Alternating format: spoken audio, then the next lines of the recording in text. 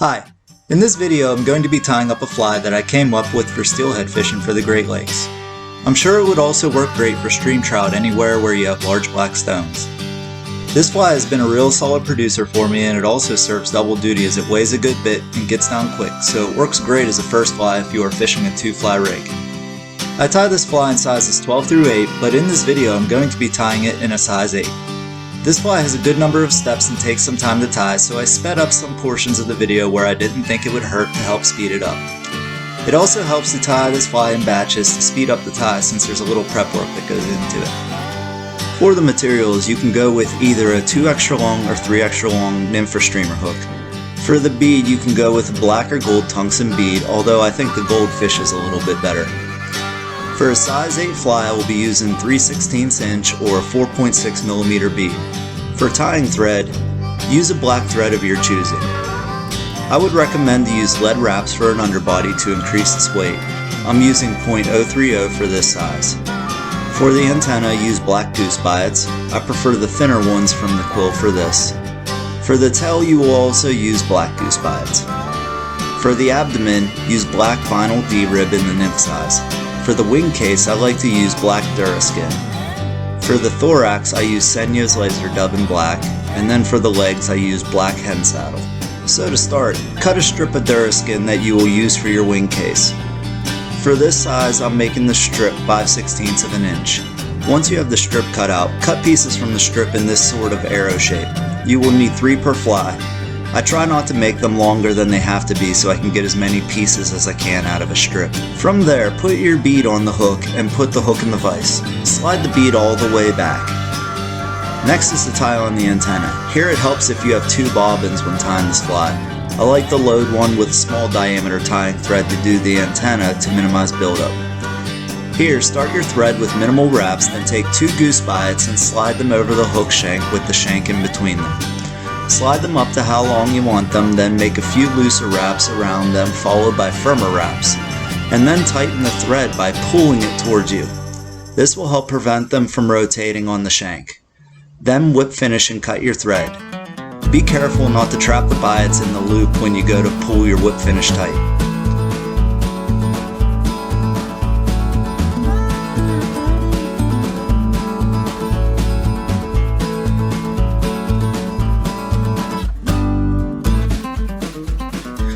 From there, trim the extra, and I like to put a little UV resin on the wraps to help secure them.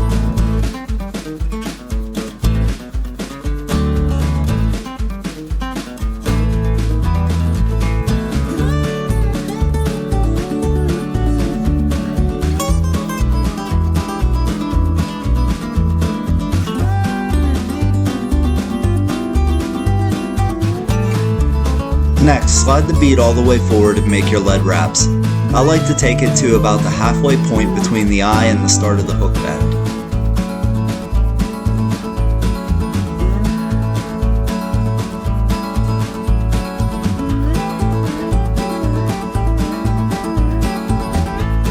Then start your thread and cover the lead wraps, and then bring the tying thread back to the hook bend.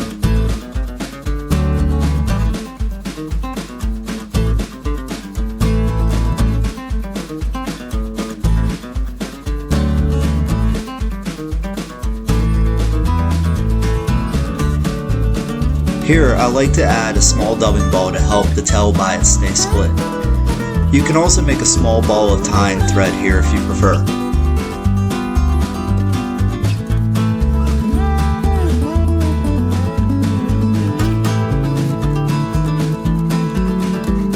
Next, tie in the biots for your tail. Like the antenna, slide them over the hook shank with the shank in between them. Then slide them to length. I like to go about 3/4 of the distance between the hook bend and the bead. Then make a few loose wraps and then make a few firm wraps, and tighten them by pulling the bobbin towards you. From here, make any positioning adjustments you need. Then make wraps over the biots and trim away the extra. I like to trim the biots to end right at the lead.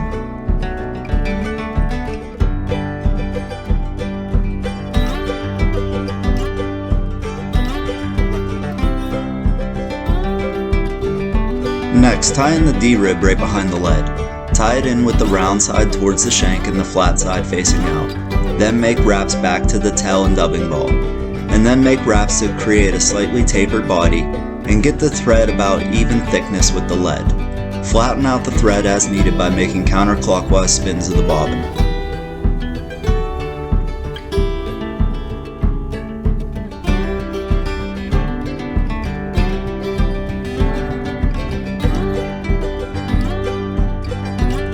From here, make touching wraps of the D-rib up the body. I like to go further than the abdomen will show to give the thorax a little extra thickness. Then tie off the D-rib and trim off the excess.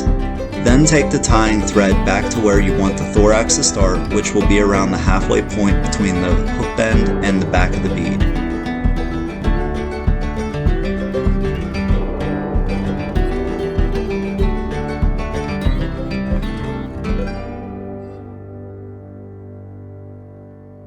From here, take one of the wing case pieces you cut earlier. Tie it in with the smoother side facing up and the arrow facing towards the hook bend. You want to position this piece that when you pull it up over the thorax segment, the corners of the arrow will be pointing back.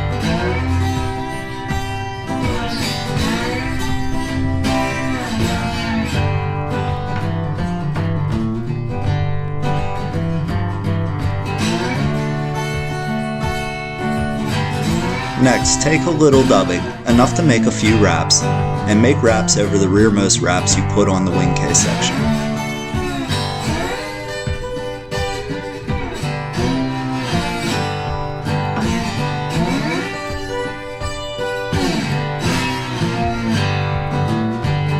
Next, take a feather from the hen saddle. Cut a V in it by cutting a portion of the stem towards the tip. Next, I do a size check to make sure the feather I have is big enough. You will see shortly that once you pull it forward enough for the stem to clear the dubbing ball, you will want enough length that the legs will reach the back of the abdomen. Next, either groom back or strip off the portion you don't want on the fly to create your tie-in point. If I think I can get more than one leg section out of a feather, I will do the groom back method. Then tie in the saddle with a few wraps with the outer side facing up. Then pull forward the feather so that the legs will be about the length of the back of the abdomen. Make sure the stem clears the dubbing ball so the legs lie right. Then secure the saddle and trim off the excess.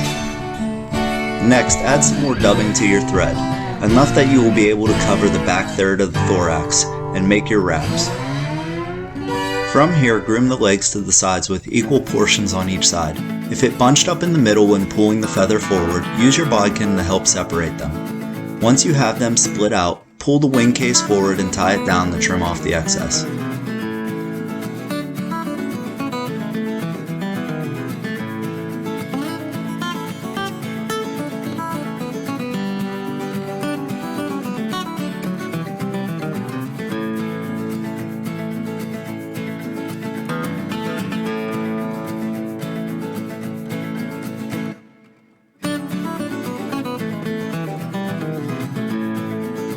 The next two thorax sections will be tied the exact same way and will only be slightly different than the first.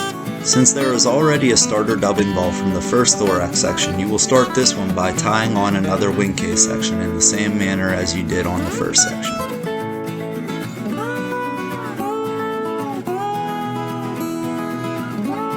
Next is to tie on another saddle.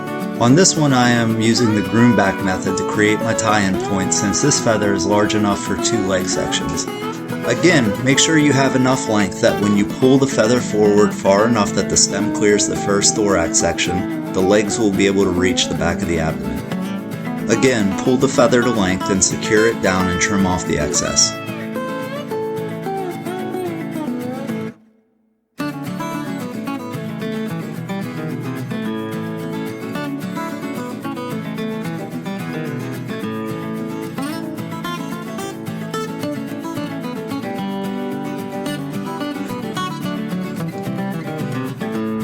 Next, apply dubbing to your thread, enough to cover the second third of the thorax, and make your wraps.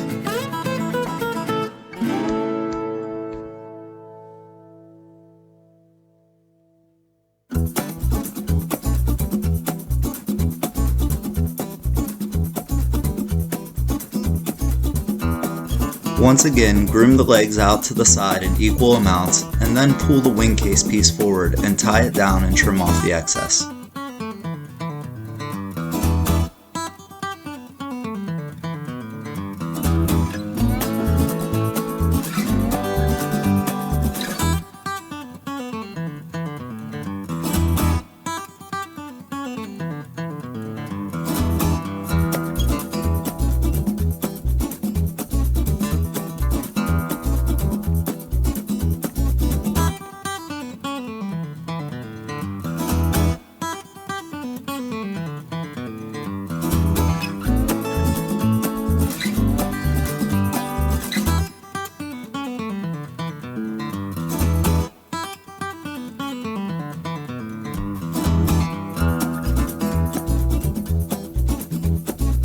From there, you will tie in the third thorax section the same way you did the second.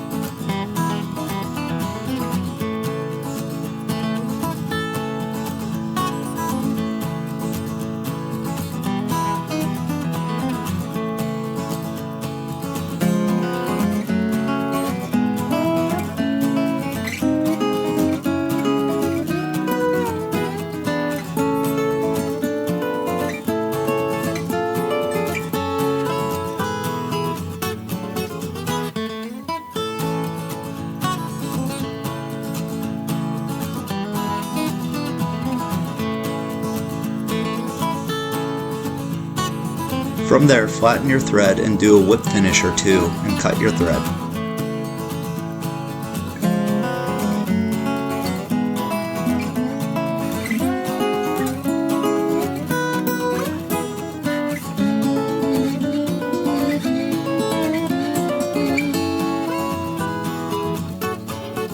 Next, I like to finish the wraps with Loon UV and thin.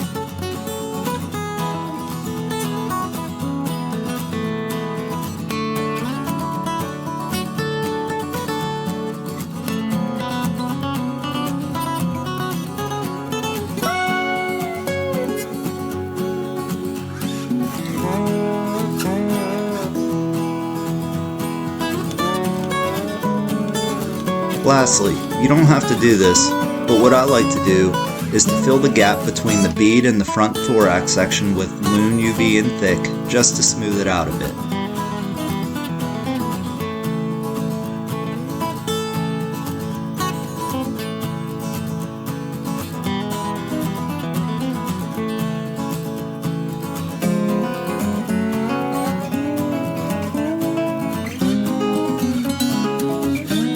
And there you have it. Hopefully this fly will help you put some steelhead in the net the same way it did for me.